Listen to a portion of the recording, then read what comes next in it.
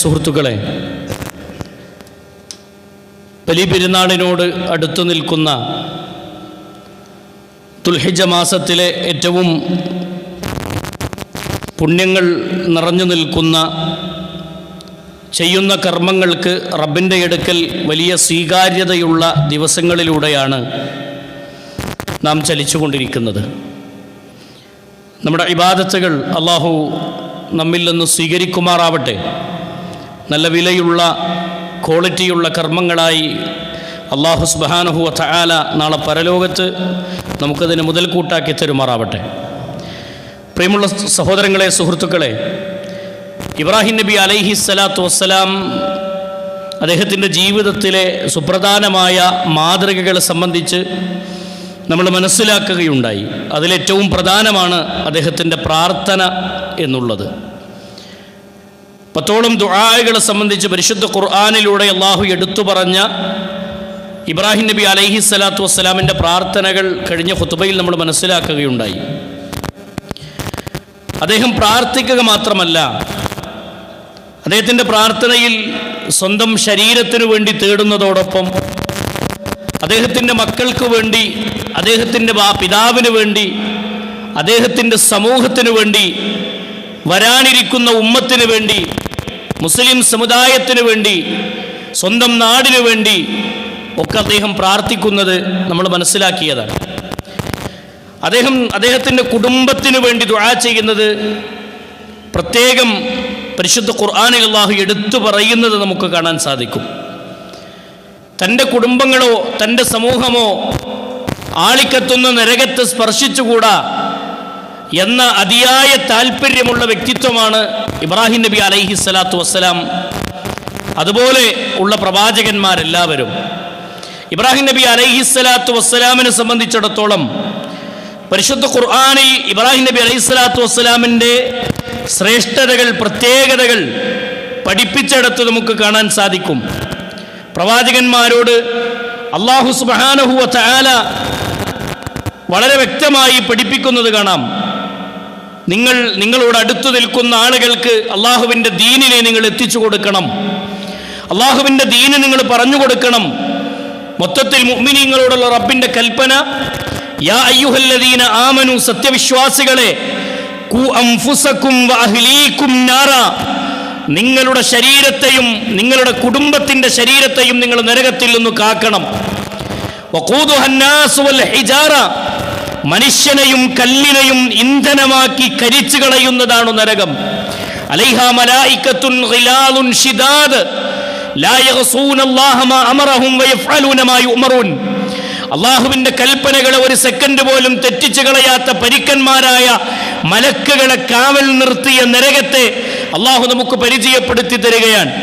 കല്ലിൻ്റെ കൂടെ, മനുഷ്യന്റെ ശരീരത്തിൻ്റെ കൂടെ കല്ല് കത്തിച്ചാമ്പലാകുന്ന നരകത്തെ അല്ലാഹു പരിചയപ്പെടുത്തിക്കൊണ്ട് പറഞ്ഞത്, ഖു അൻഫുസകും വ അഹ്ലീകും നാറ, നിങ്ങളുടെ ശരീരവും നിങ്ങളുടെ കുടുംബത്തിൻ്റെ ശരീരവും നിങ്ങൾ നരകത്തിൽ നിന്ന് രക്ഷപ്പെടുത്തണം, അതിനുവേണ്ടി നിങ്ങൾ പ്രാർത്ഥിക്കണം, പ്രയത്നിക്കണമെന്ന് പരിശുദ്ധ ഖുർആനിലൂടെ അല്ലാഹു പഠിപ്പിക്കുന്നത് കാണാം.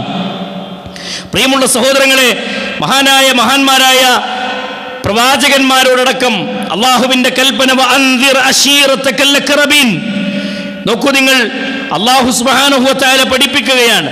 പ്രവാചകന്മാരോട് റബ്ബ് പറയുന്ന വാചകം, പ്രവാചകരെ മുഹമ്മദ് റസൂലുള്ളാഹിനോട് അല്ലാഹ് പറഞ്ഞ വാക്ക്, വഅൻദിർ അശീറതകൽ അഖ്റബീൻ, ഏറ്റവും അടുത്ത് നിൽക്കുന്നവരോട്, നിന്നോട് അടുത്തു നിൽക്കുന്ന ആളുകളോട് നീ കൽപ്പിക്കുക, അള്ളാഹുവിൻ്റെ ദീനിനെ ദഅവത്ത് ചെയ്യാൻ, ഈ ദീനിനെ എടുത്തു പറഞ്ഞു കൊടുക്കാൻ, നരകത്തിൽ നിന്ന് ജനങ്ങളെ രക്ഷപ്പെടുത്താൻ അവരവരുടെ സമ്പത്ത് കൊണ്ടും ശരീരം കൊണ്ടും സമയം കൊണ്ടും പണിയെടുക്കണമെന്ന് പരിശുദ്ധ ദീനുൽ ഇസ്ലാം വ്യക്തമായി നമുക്ക് പഠിപ്പിച്ചു തരികയാണ്. ഇസ്ലാമിലെ ദഅവത്ത് എന്നുള്ളത് ഓരോ മുസ്ലിമിൻ്റെയും ബാധ്യതയാണ്. ആ ബാധ്യത നിർവഹണത്തിൻ്റെ വിഷയത്തിൽ ഏറ്റവും കൂടുതൽ പീഡനങ്ങളും പ്രതിസന്ധികളും അനുഭവിച്ച വ്യക്തിത്വമാണ് ഇബ്രാഹിം നബി അലൈഹി സ്വലാത്തു വസ്സലാം. പരിശുദ്ധ ഖുർആൻ ഇബ്രാഹിം നബി അലൈഹി സ്വലാത്തു വസ്സലാമിനെ കുറിച്ച് പഠിപ്പിക്കുന്നത് സൂറത്തു മറിയമിലൂടെ അല്ലാഹു പഠിപ്പിക്കുന്നത് കാണാം. ഫദ്കുറു ഫിൽ കിതാബ്, ഇബ്രാഹിം നബി അലൈഹി സ്വലാത്തു വസ്സലാമിനെ വേദഗ്രന്ഥത്തിൽ പരാമർശിച്ചത് ഫദ്കുറു ഫിൽ കിതാബ് ഇബ്രാഹിം, ഇബ്രാഹിം അലൈഹി സ്വലാത്തു വസ്സലാമിനെ അള്ളാഹു ഓർമ്മിക്കുകയാണ്, അല്ലെങ്കിൽ ആ ചരിത്രത്തെ അയവിറക്കുകയാണ്. എന്താണ് അള്ളാഹ് പഠിപ്പിക്കുന്ന വാക്ക്? ഇന്നഹു കാന സുദ്ദീഖൻ നബിയ. അദ്ദേഹം സത്യസന്ധനായ ഒരു പ്രവാചകനാണ്. സത്യസന്ധനായ ഒരു പ്രവാചകനാണ്. അദ്ദേഹത്തിന്റെ ദൗത്യം തുടങ്ങുന്നത്, അദ്ദേഹത്തിന്റെ ദഅവത്തിന്റെ തുടക്കം കുറിക്കുന്നത് തന്റെ വീട്ടിന്റെ ഉള്ളിൽ നിന്ന് ചരിത്രത്തിൽ നമുക്ക് കാണാം. വീട്ടിൽ നിന്ന് തുടങ്ങണം, നിങ്ങളോട് അടുത്തവരോട് നിങ്ങൾ പറഞ്ഞു തുടങ്ങണം എന്നൊക്കെ പരിശുദ്ധ ഖുർആൻ പഠിപ്പിച്ചത് നമ്മൾ മനസ്സിലാക്കി. പ്രിയമുള്ളവരെ, ഇബ്രാഹിം നബി അലൈഹി സ്വലാത്തു വസ്സലാം വാപ്പയിൽ നിന്ന് തുടങ്ങാൻ, ഉപ്പാനെ വിളിച്ചുകൊണ്ട് പറയാൻ, ആരാണ് വാപ്പ? നാട്ടിലുള്ള മുഴുവൻ ആളുകൾക്കും ഷിർക്കിനെ ജനങ്ങൾക്ക് എത്തിച്ചുകൊണ്ടിരിക്കുന്ന, അല്ലാഹു അല്ലാത്തവരെ വിളിച്ചു പ്രാർത്ഥിക്കാൻ വേണ്ടി വിഗ്രഹങ്ങൾ സ്വന്തം കൈകൾ കൊണ്ട് കൊത്തിയുണ്ടാക്കുന്ന വ്യക്തിത്വം, അത് കച്ചവടം ചെയ്ത് ജീവിതം മുന്നോട്ട് നയിക്കുന്ന വ്യക്തിത്വം ഇബ്രാഹിം നബി അലൈഹി സ്വലാത്തു വസ്സലാമിന്റെ പിതാവ് ആസറിന്റെ ചരിത്രം നമുക്ക് പഠിപ്പിച്ചു തരുന്നത് കാണാം. ഇബ്രാഹിം നബി അലൈഹി സ്വലാത്തു വസ്സലാം സഹോദരങ്ങളെ, ചരിത്രത്തിൽ നമുക്ക് കാണാൻ കഴിയുന്നത്, ഈ ദഅവത്തിന്റെ കൽപ്പന വന്നപ്പോ, അള്ളാഹുവിന്റെ ദീന് റബ്ബ് കൽപ്പിക്കാൻ വേണ്ടിയുള്ള നിർദ്ദേശം വന്നപ്പോ ഇബ്രാഹിം നബി അലൈഹി സ്വലാത്തു വസ്സലാം വിളിക്കുകയാണ്. ഇത് ഖാല ലി അബീഹി, അദ്ദേഹം തന്റെ പിതാവിനെ വിളിച്ചുകൊണ്ട് പറഞ്ഞു, യാ അബത്തി, എന്റെ പൊന്നുവാപ്പ, ലിമ തഅബുദു, നിങ്ങൾ എന്തിനെയാണ് ആരാധിക്കുന്നത്? മലാ യസ്മഉ വലാ യുബ്സിറു വലാ യുഗ്നി അൻക ശൈആ. വാപ്പാ, നിങ്ങൾ എന്തിനെയാണ് ഉപ്പാ നിങ്ങൾ ആരാധിച്ചു കൊണ്ടിരിക്കുന്നത്? കേൾക്കാൻ കഴിയാത്ത, കാണാൻ കഴിയാത്ത, ഒരു ഉപകാരവും ചെയ്യാൻ കഴിയാത്തതിനോട് എന്തിനാണ് വാപ്പാ നിങ്ങൾ വിളിച്ച് പ്രാർത്ഥിക്കുന്നത്? നിങ്ങൾക്കൊരു ഷർറ് നൽകാനോ, നിങ്ങൾക്കൊരു ഖൈറ് നൽകാനോ ആ കാണുന്ന വിഗ്രഹത്തിനെ കൊണ്ട് സാധ്യമല്ല. ഏകദൈവ വിശ്വാസത്തിന്റെ ഏറ്റവും തെളിമയാർന്ന വഴി ഇബ്രാഹിം നബി അലൈഹി സ്വലാത്തു വസ്സലാം വാപ്പാക്ക് പറഞ്ഞു കൊടുക്കാൻ, വാപ്പാന്റെ മുന്നിൽ വിശദീകരിച്ചു കൊടുക്കാൻ ഇബ്രാഹിം നബി അലൈഹി സ്വലാത്തു വസ്സലാം പഠിപ്പിക്കുന്നത് കാണാം. നോക്കൂ നിങ്ങൾ, എന്നിട്ട് പറയാണ്, യാ അബതി ഇന്നി ഖദ് ജാഅനി മിനൽ ഇൽമി മാ ലം യഅതിക ഫത്തബിഅനി അഹദിക സിറാതൻ സവിയ്യാ. വാപ്പാ, കാണാനോ കേൾക്കാനോ കഴിയാത്തതിന് നിങ്ങൾ ആരാധിക്കരുത്.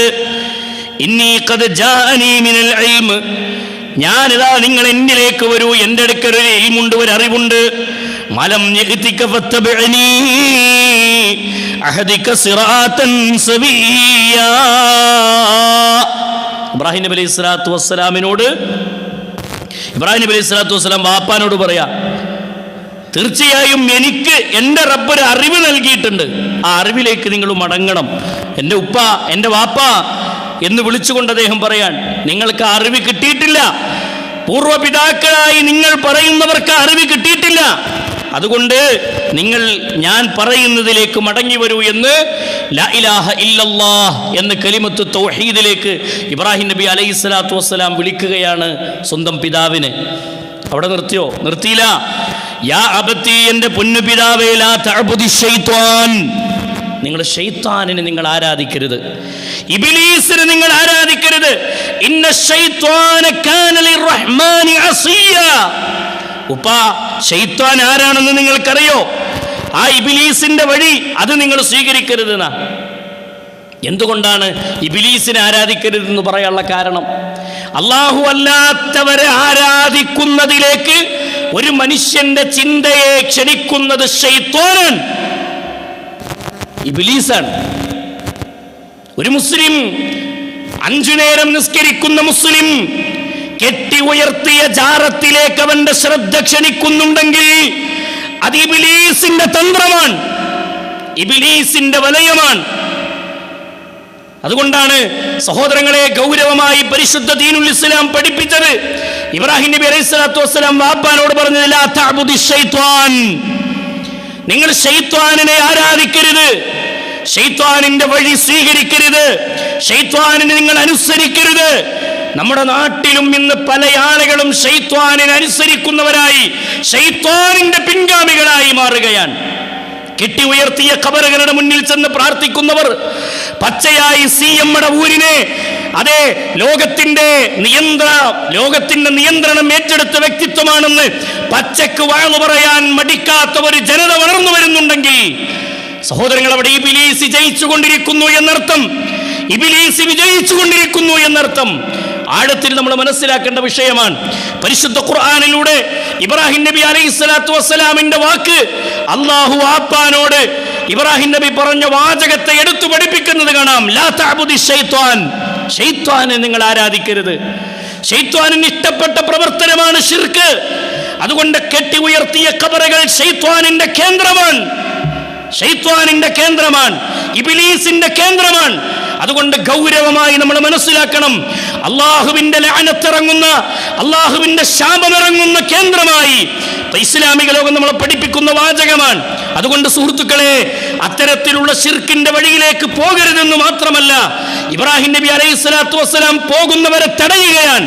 നമ്മുടെ കുടുംബത്തിലുള്ളവരെ, നമ്മുടെ കൂട്ടുകാരെ, നമ്മുടെ സുഹൃത്തുക്കളെ, കൂടെ പഠിക്കുന്നവരെ, കൂടെ ജോലി ചെയ്യുന്നവരെ, ആരെയും അത്തരം പ്രവർത്തനത്തിലേക്ക് പോകുന്നവരെ കാണുമ്പോൾ അവർക്ക് പറഞ്ഞു കൊടുക്കണം, ദഅവത്ത് നിർവഹിക്കണമെന്ന ഗൗരവമായ ചിന്ത ഇബ്രാഹിം നബി അലൈഹിസ്സലാത്തു വസ്സലാം നമുക്ക് കൈമാറുകയാണ്. ലാ തഅബുദി ശൈത്വാൻ, ഒപ്പാ നിങ്ങൾ പിശാചിനെ ആരാധിക്കരുത്, ശൈത്വാനിനെ നിങ്ങൾ ആരാധിക്കരുത്. അങ്ങനെ നിങ്ങൾ ആരാധിച്ചാൽ ആ ശൈത്വാൻ, ഇന്ന ശൈത്വാന കാന ലിർറഹ്മാനി അസിയ, പിശാച് എന്ന് പറഞ്ഞാൽ റബ്ബിനോട് ധിക്കാരം കാണിച്ചവനാണവൻ. അള്ളാഹുവിനോട് ധിക്കാരം കാണിച്ച ധിക്കാരിയാണ് ശൈത്വാൻ. ആ ഇബ്ലീസിന്റെ വലയിലേക്ക് നിങ്ങൾ അകപ്പെടരുത് എന്ന് ഇബ്രാഹിം നബി അലൈഹി സ്വലാത്തു വസ്സലാം വാപ്പയെ ഉപദേശിക്കുന്നത്, വാപ്പാനോട് ദഅവത്ത് നിർവഹിക്കുന്നത് ചരിത്രത്തിൽ നമുക്ക് കാണാം. യാ അബത്തി, എന്റെ പൊന്നുവാപ്പ, ഇന്നി അഖാഫു അൻ യമസ്സക അദാബും മിനർ റഹ്മാനി ഫതകൂന ലിശൈത്വാനി വലിയ. നിങ്ങൾ നോക്കൂ, ഇബ്രാഹിം നബി അലൈഹി സ്വലാത്തു വസ്സലാം വാപ്പനോട് പറയാണ്, യാ അബത്തി, എന്റെ പൊന്നുവാപ്പ, ഇന്നി അഖാഫു അൻ യമസ്സക, അതെ, നിങ്ങളെ സ്പർശിക്കുന്നത്, നിങ്ങളെത്തിപ്പെടുന്നതിന് ഞാൻ പേടിക്കുന്നു, എനിക്ക് ഭയമുണ്ട് വാപ്പ നിങ്ങളെ കാര്യത്തിൽ. ഈ ശിർക്ക് ചെയ്ത്, കുഫറിന്റെ പ്രവർത്തനം ചെയ്ത് നിങ്ങൾ പോകുന്നത് അദാബും മിനർ റഹ്മാൻ, അള്ളാഹുവിന്റെ അദാബിലേക്ക്, റഹ്മാനായ റബ്ബ് ഒരുക്കിയിട്ടുള്ള അദാബിലേക്കാണ് വാപ്പ നിങ്ങൾ പോകുന്നത്. അതുകൊണ്ട് ഫതകൂന ലിശൈത്വാനി വലിയ, ഇബ്ലീസിനെയാണ് നിങ്ങൾ വലിയായി, സംരക്ഷകനായി നിങ്ങൾ സ്വീകരിച്ചിട്ടുള്ളത്. നിങ്ങൾക്ക് സുരക്ഷിതത്വം നൽകുന്നവൻ ശൈത്വാനാണെന്ന ധാരണയിലാണ് നിങ്ങളുടെ പോക്ക്. അതുകൊണ്ട് വാപ്പ, നിങ്ങൾ ഇബ്ലീസിന്റെ വലയിൽ നിന്ന് നിങ്ങൾ രക്ഷപ്പെടണം. അള്ളാഹുവിൻ്റെ ശിക്ഷയെ നിങ്ങളിലേക്ക് അള്ളാഹുവിൻ്റെ ശിക്ഷ വരുന്നതിന് ഞാൻ പേടിക്കുന്നു എന്ന് സ്വന്തം വാപ്പാൻ്റെ പരലോകത്തെ ഓർത്തുകൊണ്ട് ആവർത്തിച്ച് ദഅവത്ത് നിർവഹിച്ചത് ചരിത്രത്തിൽ നമുക്ക് കാണാൻ സാധിക്കും. സഹോദരങ്ങളെ, ഇബ്രാഹിം നബി അലൈഹി സ്വലാത്തു വസ്സലാമിൻ്റെ ദഅവത്തിൻ്റെ ഒരു ശൈലി കൂടി നോക്കൂ നിങ്ങൾ. ഇബ്രാഹിം നബി അലൈഹി സ്വലാത്തു വസ്സലാം ദഅവത്ത് നിർവഹിച്ച ശൈലി, ഉപ്പയാണ്. ഉപ്പാൻ്റെ സ്ഥാനം, ആ ബഹുമാനം നിലനിർത്തിക്കൊണ്ട് തന്നെ തൻ്റെ ഉപ്പാനെ വിളിച്ചുകൊണ്ട് ദഅവത്ത് നിർവഹിക്കാൻ, യാ അബത്തി, യാ അബത്തി, എൻ്റെ പൊന്നുവാപ്പ, എൻ്റെ പൊന്നുവാപ്പ, യാ അബത്തി, യാ അബത്തി. ആ പ്രയോഗം പരിശുദ്ധ ഖുർആനിൽ ആവർത്തിച്ച് ഇബ്രാഹിം നബി അലൈഹി സ്വലാത്തു വസ്സലാം വിളിക്കാൻ, യാ അബത്തി, സ്നേഹത്തോടെ വിളിച്ചുകൊണ്ട് ആവർത്തിച്ച് പറഞ്ഞു കൊടുത്തു. എന്നാൽ ശിർക്കിൻ്റെ വക്താവായ ഇബ്രാഹിം നബി അലൈഹി സ്വലാത്തു വസ്സലാമിൻ്റെ പിതാവ് ആസർ, ആ ശിർക്കിൻ്റെ വക്താവായ ആസറിൻ്റെ പ്രതികരണം ചരിത്രത്തിൽ നമുക്ക് കാണാം, പരിശുദ്ധ ഖുർആനിൽ നമുക്ക് കാണാം. ഇബ്രാഹിം നബി അലൈഹി സ്വലാത്തു വസ്സലാമിനെ പേര് വിളിച്ചുകൊണ്ട് പറയാണ്, ഖാല അറാഗിബുൻ അൻത അൻ ആലിഹതി യാ ഇബ്രാഹിം, ഇബ്രാഹിമേ, അതെ, നീ എൻ്റെ ദൈവങ്ങളെയൊക്കെ നീ തള്ളിപ്പറയാണോ, അതിനൊക്കെ നീ അവഗണിച്ച് തള്ളിപ്പറയുകയാണോ? എന്നിട്ട് പറഞ്ഞ വാക്ക്, ലഇല്ലം തൻതഹി ലഅർജുമന്നക വഹ്ജുർനി മലിയ, എൻ്റെ കൺമുന്നിൽ നിന്ന് പോയിക്കോ, എറിഞ്ഞോടിക്കും ഞാൻ, എൻ്റെ കണ്ണിൻ്റെ മുന്നിൽ നിന്ന് പോയിക്കോ, എറിഞ്ഞോടിക്കുമെന്ന് ഇബ്രാഹിം നബി അലൈഹി സ്വലാത്തു വസ്സലാമിനോട് വാപ്പ പ്രതികരിക്കാൻ സ്നേഹത്തോടെ പറഞ്ഞു കൊടുക്കുമ്പോഴും ശിർക്കിൻ്റെ വക്താക്കളുടെ പ്രതികരണം ഇതായിരുന്നു. പക്ഷെ അവിടെ നിർത്തിയിട്ടില്ല. ആ ഒരു വാചകം പറഞ്ഞു എന്ന് കരുതി ഇബ്രാഹിം നബി അലൈഹി സ്വലാത്തു വസ്സലാം തൻ്റെ ദഅവത്ത് അവിടെ നിർത്തിയില്ല.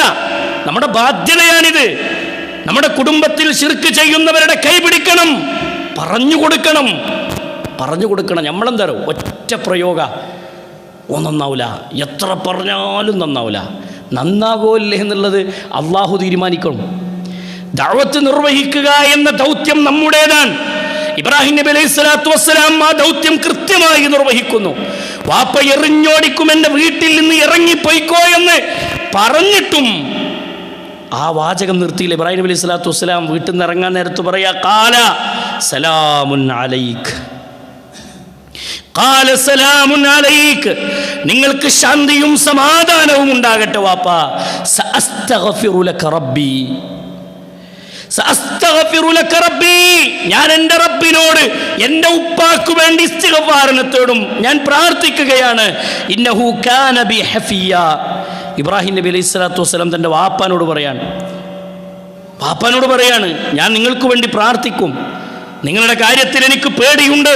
നിങ്ങൾ ശിർക്കിലാണ്, നിങ്ങൾ കുഫറിലാണ്, വിഗ്രഹത്തെ ആരാധിക്കുന്ന പിതാവാണ് നിങ്ങൾ. അതുകൊണ്ട് ആവർത്തിച്ച ദൗത്യ നിർവഹണത്തിൽ കൂടുതൽ ശ്രദ്ധ കാണിക്കുന്ന ഇബ്രാഹിം നബി അലൈഹിസ്സലാത്തു വസ്സലാമിനെ ചരിത്രത്തിൽ നമുക്ക് കാണാം. സഹോദരങ്ങളെ, ഈ ദഅവത്തിൻ്റെ പ്രവർത്തനത്തിൽ വലിയ മാതൃകയാണ് ഇബ്രാഹിം നബി അലൈഹിസ്സലാത്തു വസ്സലാം നമുക്ക് കാണിച്ചത്. നമ്മളെ വീട്ടിൽ സൽക്കാരത്തിന് കുടുംബക്കാർ വരും, കൂട്ടുകാർ വരും. നമ്മുടെ കുടുംബത്തിലൊരു പ്രശ്നമുണ്ടെങ്കിൽ നമ്മളെല്ലാവരും ഒരുമിക്കും, അല്ലേ? ഒരാൾക്കൊരു അസുഖം ബാധിച്ചാൽ അയാളുടെ അടുക്കലേക്ക് നമ്മൾ പോകും. പക്ഷെ ആ മനുഷ്യൻ പച്ചയായ ശിർക്കിൽ അകപ്പെട്ടിട്ടാണ് കിടക്കുന്നതെന്ന് നമുക്കറിയാം. എന്നാലും മിണ്ടാത്ത ആൾക്കാരുണ്ട്, ദഅവത്ത് നിർവഹിക്കാത്ത ആൾക്കാർ. ചിലക്കാരെന്താ പറയാ, ഞാനിപ്പോൾ അങ്ങോട്ട് പറഞ്ഞാൽ ഓനിപ്പം ഞാൻ തന്നെ പറ്റി കരുതാ, വെറുതെ ഇപ്പം എന്തിനാ ഓൻ്റെ വെറുപ്പ് ഞാൻ സ്വീകരിക്കുന്നത്, ഏറ്റുവാങ്ങണത് എന്ന ചിന്താഗതിയാണ്. അരുത്. ഇസ്ലാം പഠിപ്പിച്ചത് ഈ ദൗത്യം നിർവഹിക്കണമെന്ന് തന്നെയാണ്. ഇത് ഓരോരുത്തരുടെയും ബാധ്യതയാണ്. ഇബ്രാഹിം നബി അലൈഹിസ്സലാത്തു വസ്സലാം അതിൻ്റെ യഥാർത്ഥ ഒരു പിക്ചർ നമ്മുടെ മുന്നിൽ ഇങ്ങനെ വരച്ച് കാണിച്ചു തന്നു. വാപ്പയിൽ നിന്ന് തുടക്കം കുറിച്ചു. കഴിഞ്ഞില്ല, ഇബ്രാഹിം നബി സമൂഹത്തിലേക്ക് ഇറങ്ങി. നിർത്തിവെക്കപ്പെട്ട വിഗ്രഹങ്ങളുടെ മുന്നിൽ ആരാധന നടത്തുന്നവരോട് വിളിച്ചു പറഞ്ഞു ഇബ്രാഹിം അലൈഹിസ്സലാത്തു വസ്സലാം, നിങ്ങൾ അല്ലാഹനെ മാത്രം ആരാധിക്കണമെന്ന്. ഈ ശിർക്ക് ചെയ്യുന്നവരുടെ സ്ഥാനം നരകമാണ് എന്ന് ആവർത്തിച്ച് ഇബ്രാഹിം നബി അലൈഹിസ്സലാത്തു വസ്സലാം ഓർമ്മപ്പെടുത്തി. പല ഹിക്മത്തുകളും പ്രയോഗിച്ചു. ഇബ്രാഹിം നബി അലൈഹിസ്സലാത്തു വസ്സലാമിന് അവരെന്താ ചെയ്തത്? തീക്കുണ്ടാരത്തിലേക്ക് ഏറ്റിക്കൊണ്ടുപോയി കിട്ടാവുന്ന വിറകുകളൊക്കെ സ്വരൂപിച്ചു. ലഭിക്കാവുന്ന വിറകുകളൊക്കെ സ്വരൂപിച്ച് അത് ഓളിക്കത്തുന്ന ആ തീയിലേക്ക് ഇബ്രാഹിം നബി അലൈഹി സ്വലാത്തു വസ്സലാമിനെ വലിച്ചെറിയാണ് ചെയ്യുക. ഇബ്രാഹിം അലൈഹി സ്വലാത്തു വസ്സലാമിനെ എറിയുന്ന ചരിത്രം നമുക്ക് കാണാം. ഇബ്രാഹിം നബി അലൈഹി സ്വലാത്തു വസ്സലാമിനോട് ചോദിക്കുന്നുണ്ട്, നിന്റെ റബ്ബിനോട് നിനക്ക് പ്രാർത്ഥിക്കാനില്ലേ? നിന്റെ റബ്ബ് നിന്നെ രക്ഷപ്പെടുത്തൂലേ? ഇബ്രാഹിം നബി അലൈഹി സ്വലാത്തു വസ്സലാം പറഞ്ഞു, എൻ്റെ റബ്ബിന് എന്നെപ്പറ്റി ശരിക്കറിയാം, എൻ്റെ റബ്ബിന് എന്നെ അറിയാം. ഇബ്രാഹിം നബി അലൈഹി സ്വലാത്തു വസ്സലാമിനെ തീക്കുണ്ടാരത്തിലേക്ക് എറിഞ്ഞ സമയത്ത് അല്ലാഹു സുബ്ഹാനഹു വ തആല തീയിനോട് പറഞ്ഞത് കാണാം. ഖുൽനാ, നാം പറഞ്ഞു, യാ നാർ, ഏ തീയേ, കൂനി, നീ ആവണം, ബർദം വസലാമൻ അലാ ഇബ്രാഹിം, ഇബ്രാഹിമിന്റെ മേൽ നീ സമാധാനവും തണുപ്പുമായി മാറണം എന്ന് തീയിനോട് റബ്ബ് കൽപ്പിച്ചു. അള്ളാഹുവിൻ്റെ കൽപ്പന അനുസരിച്ച് തീയ് സമാധാനത്തിൻ്റെ ഒരു കുളിര് പകരുന്ന, സമാധാനം പകരുന്ന ഒരു കേന്ദ്രമായത് മാറി. ഇബ്രാഹിം നബി അതിൽ നിന്ന് എഴുന്നേറ്റ് വരുന്നത് ചരിത്രത്തിൽ നമുക്ക് കാണാം. സഹോദരങ്ങളെ, ഈ ദൗത്യം നിർവഹിക്കുമ്പോൾ പീഡനങ്ങളുണ്ടാകും, പ്രതിസന്ധികളുണ്ടാകും, ബുദ്ധിമുട്ടുകളുണ്ടാവും. എല്ലാം ക്ഷമിക്കണം, സഹിക്കണം, സബറോടുകൂടി ഈ ദഅവത്ത് എന്ന ഉത്തരവാദിത്വം നിർവഹിക്കണം. ഇതിൽ നിന്ന് പിന്തിരിഞ്ഞു പോയാൽ നാളെ നമ്മുടെ അയൽവാസികളെക്കുറിച്ച്, നമ്മുടെ കുടുംബത്തിൽ നരകത്തിലേക്ക് പോകുന്നവരെ കുറിച്ച് നമ്മളോട് അല്ലാഹു ചോദിക്കും, നിന്റെ ദൗത്യം നീ നിർവഹിച്ചിരുന്നോ? നമ്മുടെ അയൽവാസി നമുക്കെതിരെ വിരൽ ചൂണ്ടും. അത് ചൂണ്ടാതിരിക്കാൻ സഹോദരങ്ങളെ നമ്മൾ കൂടുതൽ ശ്രദ്ധ പാലിക്കുക. ഇബ്രാഹിം നബി അലൈഹിസ്സലാത്തു വസ്സലാം നമുക്ക് കാണിച്ചു തന്ന ഈ ദൗത്യത്തെ നമ്മൾ കൃത്യമായി നിർവഹിക്കുന്ന ആളുകളായി മാറുക. ഇത് നമ്മുടെ ഓരോരുത്തരുടെയും ബാധ്യതയാണെന്ന് മനസ്സിലാക്കി മുന്നോട്ട് പോകാൻ നമുക്ക് സാധിക്കണം. അല്ലാഹു അതിനുള്ള തൗഫീഖ് നമുക്ക് പ്രദാനം ചെയ്ത് അനുഗ്രഹിക്കുമാറാവട്ടെ.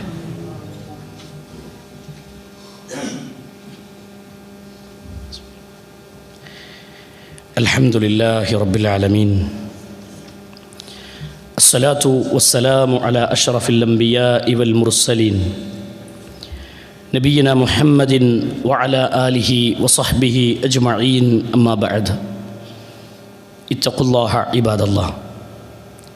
പ്രിയമുള്ള സഹോദരങ്ങളെ, സുഹൃത്തുക്കളെ, അല്ലാഹു സുബ്ഹാനഹു വ തആലയുടെ നിയമനിർദ്ദേശങ്ങളും വിധിവിലക്കുകളും ജീവിതത്തിൻ്റെ എല്ലാ മേഖലകളിലും കാത്തു സൂക്ഷിച്ചുകൊണ്ട് ജീവിതത്തെ ചിട്ടപ്പെടുത്തണമെന്ന് ഒരിക്കൽ കൂടി എല്ലാവരോടും ഉണർത്തുകയാണ്, ഓർമ്മപ്പെടുത്തുകയാണ്.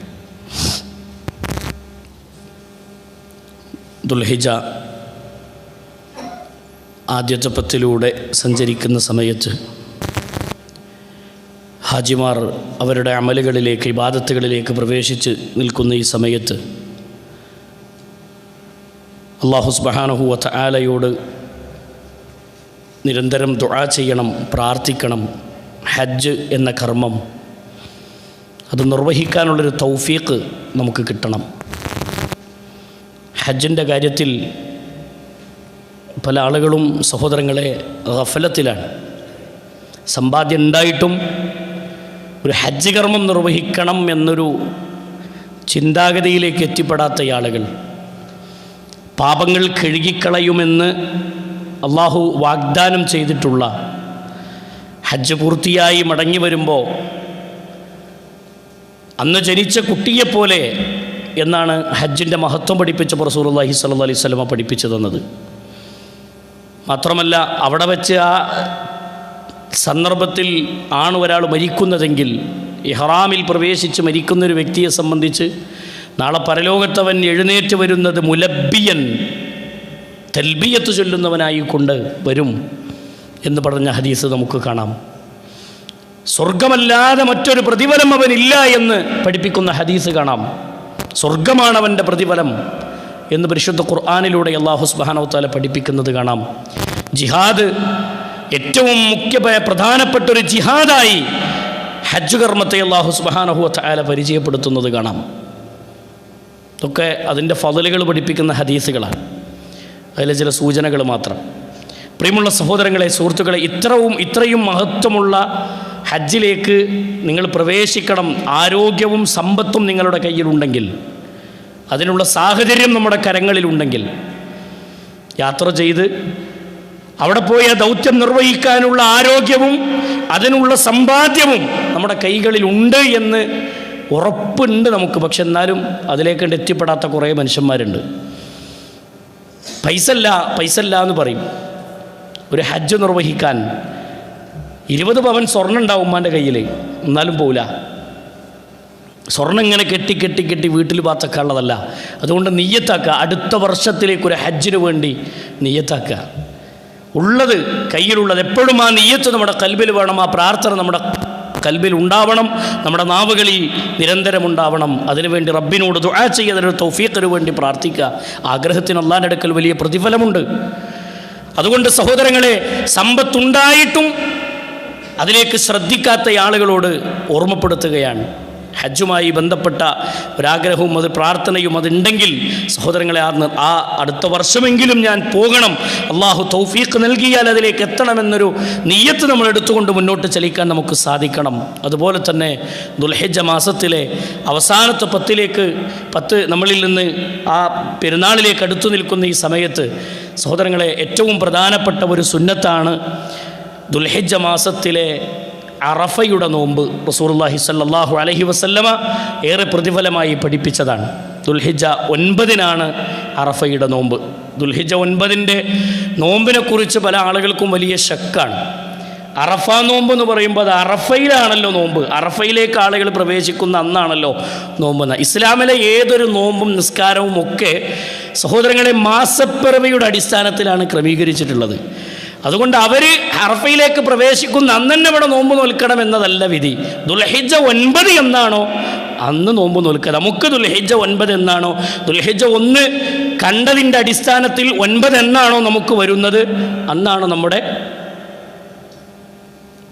ദുൽഹിജ്ജ 9 അറഫ നോമ്പ് എന്ന അള്ളാഹുവിൻ്റെ റസൂൽ സല്ലല്ലാഹു അലൈഹി വസല്ലം ഫളലായി നമുക്ക് പഠിപ്പിച്ചു തന്നിട്ടുള്ള നോമ്പ് നമ്മൾ അനുഷ്ഠിക്കേണ്ടത്. ഇതിൽ ഭയങ്കര ശക്ക, ഭയങ്കര തല കൊടുത്ത് ചിന്തിച്ചിട്ട് അറഫ നോമ്പ് എന്ന് പറയുമ്പോൾ അങ്ങനെയല്ലേ നോൽക്കേണ്ടത്. മുഹറം 10 നോമ്പ് നമ്മളെങ്ങനെ നോൽക്കൽ, മുഹറം 9 നോമ്പ് എങ്ങനെ നോൽക്കൽ, റമദാനിലെ നോമ്പ് നമ്മൾ എങ്ങനെയാണ് അനുഷ്ഠിക്കാറുള്ളത്? മാസപ്പിറവിയുടെ അടിസ്ഥാനത്തിലാണ്. അതും ഇതുപോലെ തന്നെ മാസപ്പിറവിയുടെ അടിസ്ഥാനത്തിലാണ് ഈ നോമ്പ് നമ്മൾ നിർവഹിച്ചു പോരേണ്ടത് സഹോദരങ്ങളെ.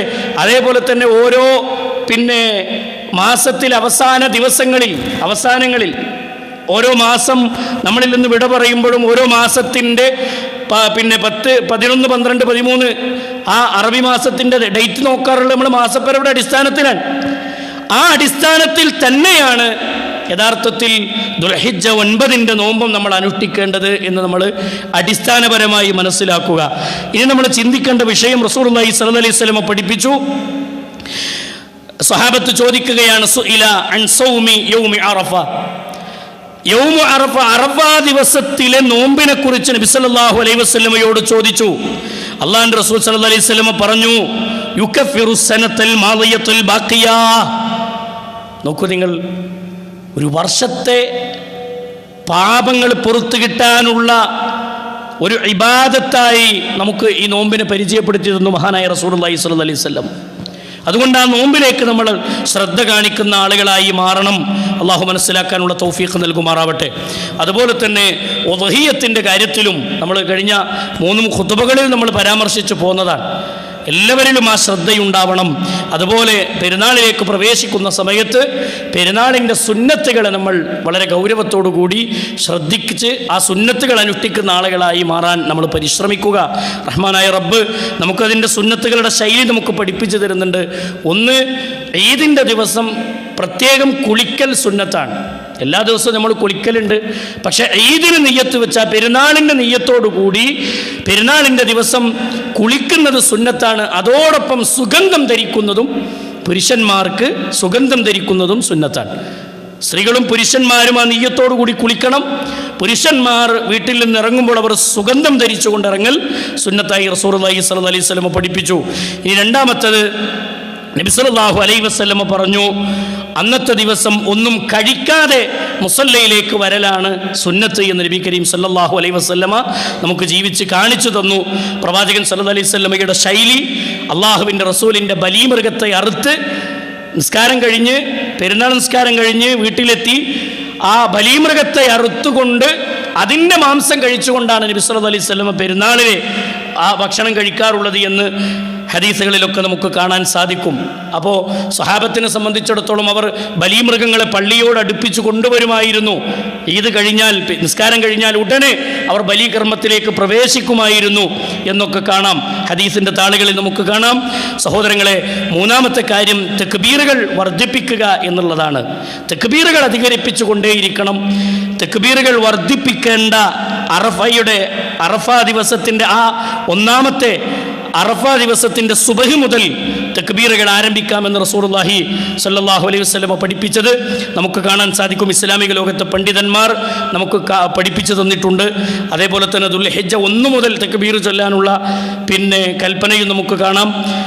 അതുപോലെ തന്നെ റസൂലുള്ളാഹി സ്വല്ലല്ലാഹി അലൈഹി വസല്ലം പഠിപ്പിച്ച നാലാമത്തെ ഒരു കാര്യം, അള്ളാഹുവിൻ്റെ റസൂൽ സ്വല്ലല്ലാഹു അലൈഹി വസല്ലമ നമ്മെ ഓർമ്മപ്പെടുത്തിയത്, പ്രിയമുള്ള സഹോദരങ്ങളെ, അള്ളാഹിൻ്റെ റസൂൽ സല്ലല്ലാഹു അലൈഹി വസല്ലം പഠിപ്പിച്ചു തരുന്ന സുന്നത്ത് പരസ്പരമുള്ള പെരുന്നാൾ തക്ബീർ ചൊല്ലുന്നതോടൊപ്പം പരസ്പരം ഒരു ആശംസാവാചകം ഉപയോഗിക്കുക എന്നുള്ളതാണ്. അപ്പോൾ പല ആളുകളും ഈദ് മുബാറക് എന്നൊരു പരാമർശമൊക്കെ നടത്താറുണ്ട്. ഇസ്ലാമിലത് തെറ്റില്ല. പക്ഷേ സ്വഹാബത്ത് നിർവഹിച്ചു പോന്നിരുന്ന റസൂലുള്ള പഠിപ്പിച്ചിട്ടുള്ള തഖബ്ബലല്ലാഹു മിന്നാ വ മിൻകും എന്ന ഒരു ശൈലി, ആ വാചകം പറഞ്ഞിട്ട് അതിൻ്റെ കൂടെ എന്ത് പറയാം? അതിൻ്റെ കൂടെ നമുക്ക് ഈദ് മുബാറക് എന്ന് പരാമർശിക്കാം. ഈദ് മുബാറക് എന്ന് മാത്രം പറയുന്നത് പണ്ഡിതന്മാർ പ്രോത്സാഹിപ്പിച്ചിട്ടില്ല എന്ന പരാമർശങ്ങളൊക്കെ നമുക്ക് കാണാൻ സാധിക്കും. തഖബ്ബലല്ലാഹു മിന്നാ വ മിൻകും എന്നതിനെ വർദ്ധിപ്പിച്ചുകൊണ്ട് സ്വഹാബത്ത് അവരുടെ ഈദിൻ്റെ സമയങ്ങൾ മുന്നോട്ട് കൊണ്ടുപോയിരുന്നു എന്ന് നമുക്ക് കാണാൻ സാധിക്കും. അതുപോലെ അഞ്ചാമതായി നമുക്ക് കാണാം, നല്ല വസ്ത്രം ധരിക്കുക. നല്ല വസ്ത്രം എന്ന് പറഞ്ഞാൽ ഹദീസിൻ്റെ പരാമർശം ഭംഗിയുള്ള വസ്ത്രം ധരിക്കുക എന്നുള്ളതാണ്. പുതിയ വസ്ത്രം തന്നെ ആവണമെന്നതല്ല പരാമർശം, മറിച്ച് ഭംഗിയുള്ളതാവുക. നല്ല ഭംഗിയുള്ള വസ്ത്രം ധരിച്ച് ഇസ്ലാമിക വേഷമുള്ള ഭംഗിയുള്ള വസ്ത്രം ധരിക്കുക എന്ന് റസൂലുള്ളാഹി സ്വല്ലല്ലാഹി അലൈഹി വസല്ലം പഠിപ്പിച്ചു, സുന്നത്തായി നമുക്ക് പഠിപ്പിച്ചു തന്നതാണ്. ആറാമത്തത്, ഈദിലേക്ക് നിങ്ങൾ വരുന്ന സമയത്ത് ഈദിൻ്റെ സമയം കൃത്യമായി പാലിച്ചു കൊണ്ടുവരിക. അതേപോലെ തന്നെ ആറാമത്തെ സുന്നത്തായി റസൂലുള്ള പറഞ്ഞത്, ഈദിൻ്റെ മുസല്ലയിലേക്ക് വരുന്നത് ഒരു വഴിയും തിരിച്ചു പോകുന്നത് മറ്റൊരു വഴിയിലൂടെയും റസൂലുള്ളാഹി സ്വല്ലല്ലാഹി അലൈഹി വസല്ലം പോയിരുന്നു.